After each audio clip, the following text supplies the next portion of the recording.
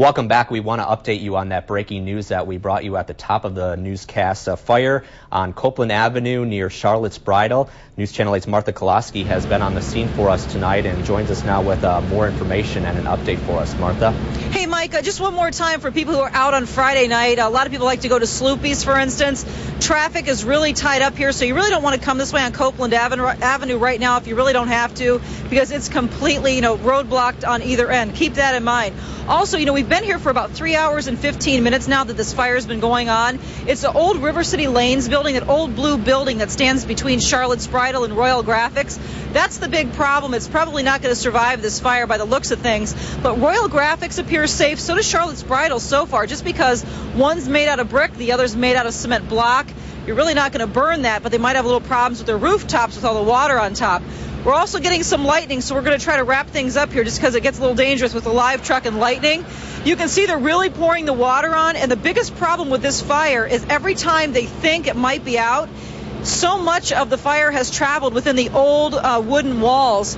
It's very difficult to know if they've gotten it out, and they have to only fight it now from the outside because it's just too dangerous to be inside, because it's at the point now, the rooftop has collapsed, so they can't send firefighters inside anymore. They're actually standing on top of the Royal Graphics building, and they're sending water from that rooftop. They're also up in a cherry picker. There are about 7 units here, but keep in mind, so far there have been no reported injuries, which is also good to know. And the one person who was living in the apartment building on the top of the old River City Lanes building did get out safely, although, it's considered a complete loss at this point. Also, I just wanted to point out that one of the big problems they're having is, I don't know if you can see all these power lines that are right next to the building, but apparently that was the culprit during the high winds. The power lines kept touching some fascia that's on the building and set so many sparks on the rooftop, it finally caught fire. They were able to shut off some of the power, but the problem is they're trying to leave on the rest of the power and not turn off all those power lines, because if they do, a lot of the north side would be without power tonight. So far, those lights stay on. But that's where we are right now, Mike. Back to you. And Martha, you mentioned this earlier in the newscast about Charlotte's Bridal.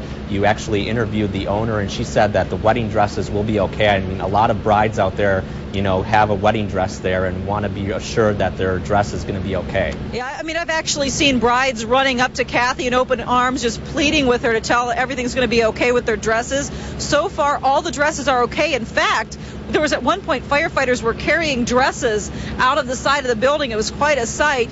The only problem is, she said she'll be taking care of it. Some of the dresses did get a lot of smoke damage, as far as, I shouldn't say they're damaged, but a lot of smoke smell.